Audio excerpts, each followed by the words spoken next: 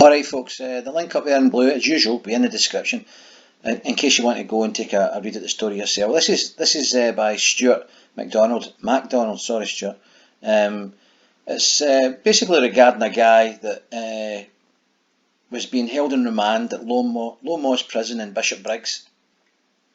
But anyway, the headline is "Man facing child porn charges killed himself as he was terrified of being sent to Barlinnie prison after a Ross Kemp documentary."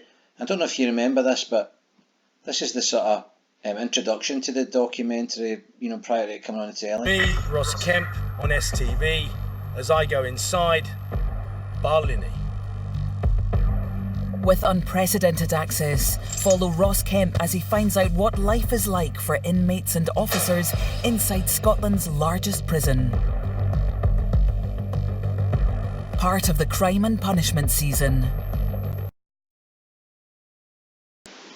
So there you go. They kind of dramatise it a wee bit, but it's pretty harsh in there, right? The regime is probably quite strict, and obviously I never watched it, but apparently during that programme it was indicated or intimated that child sex offenders within the confines of that prison are considered the lowest of the low, the scum of the earth. Now, with that in mind, I'll read you the story.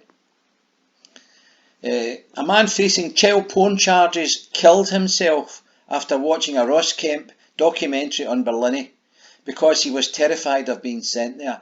Good. Robert Nobbs, 51, saw the ITV programme while he was being held on remand at Low Moss, pending a court case. He was found dead in his cell hours later.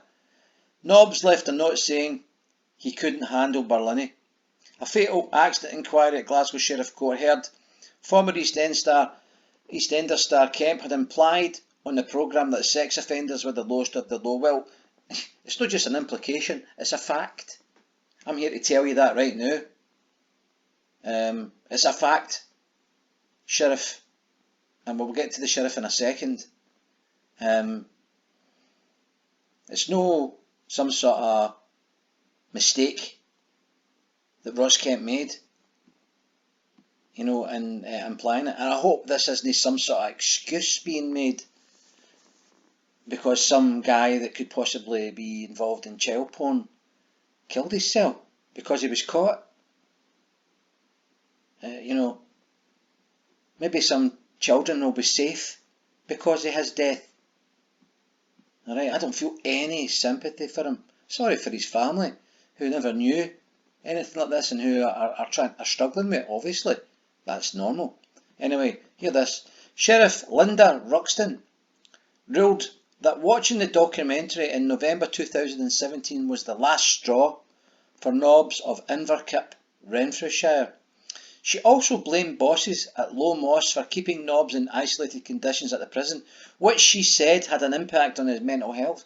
Well, listen, Sheriff, no doubt they were keeping him in isolation for his own safety, otherwise his physical health would have been affected. He would be in danger of physical harm. That's why he was probably asking to be isolated. That's why he was isolated. The Sheriff added, shortly before his death, Nob, and he was a fucking knob, had been expressing to his sister his belief that he was going to receive a lengthy prison service. Well, he was guilty, that's how. And how afraid he was of going to Barlinnie. He was terrified. And that's good. Too many of these individuals don't have any thoughts of the consequences of their actions. And when people think of the consequences of their actions, it slows them down and hopefully makes them stop and think again and change the direction of their lives. That's what prison's all about. I mean, bad things happen in prison. The people in Barlinnie are in there all day. It's not as if, they get out and they can maybe go for a drink and enjoy themselves. They will take out their anger at their liberty being removed on the individuals that harm possibly their children. I mean, you must be mad to think anything other than that, Sheriff Roxton. Unless, Sheriff Roxton, you think we should build jails specifically for these people, so we can give them t-shirts and things like that, and better conditions. Sheriff Roxton said the highly restrictive conditions in which Nobbs was held in Lomoss had a direct causal effect on his death. At the time of his suicide, Nobbs also faces charges of having a banned weapon. So there you go, folks. A sort of good news story there, as far as I'm concerned. I don't find anything sad about that whatsoever. As I say, my sympathies go out to the man's family and any loved ones, because they would be unaware and are now affected and probably tarred by this brush. It must be awful to find out that a brother or an uncle or father or whatever, whoever, friend has had this secret life. So good riddance to bad rubbish, as far as I'm concerned. Don't have a picture of the animal, but don't need one. I don't want to see his horrible face either. Anyway, folks, if you like the content, don't forget to give me a thumbs up, share, and subscribe if you want. Peace out.